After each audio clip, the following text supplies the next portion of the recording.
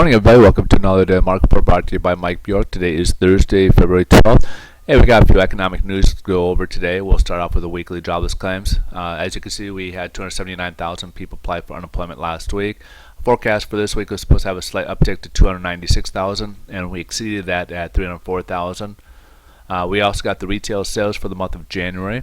We had a negative in sales at 0.9%, and December forecast for January is supposed to be still negative, but not as bad at negative 0.6. We came in at negative 0.8%.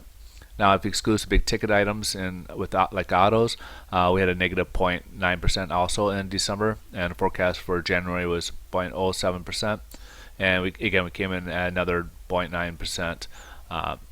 So obviously not great numbers overall so far. Business inventories for the month of December, we had November at 0.2%. Business inventories forecast is supposed to be another 2%, and it only came at 1.1%. We kind of look at business inventories primarily because it's not a high impact report, but it does give us some insight as to if companies are leaning towards job hirings. And as we could see in January, the numbers weren't as good, as the unemployment rate did go up a little bit as a result. Stock market's actually up. Excuse me, that was a typo right there. Stock market was actually up so far this morning. It's not taking its cues so much from the numbers, the data we got today. It's taking it mostly from the ceasefire agreement that came between Russia and Ukraine. We'll see if that will stick this time, as obviously the previous one did not. Also, oil did jump for a brief moment at $51, and now it's right. So far this morning, it dropped below $50 again. So there's a bright spike, and then they kind of course, like that a little bit, but of course it dropped shortly afterwards.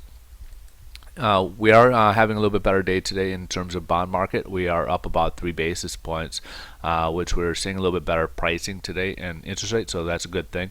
We did experience a bit of a sell-off over the past 3 months. So as we spiked up over the last 2 weeks, basically, as you can see, we had this big spike coming down and had a bit of a correction as a result of that.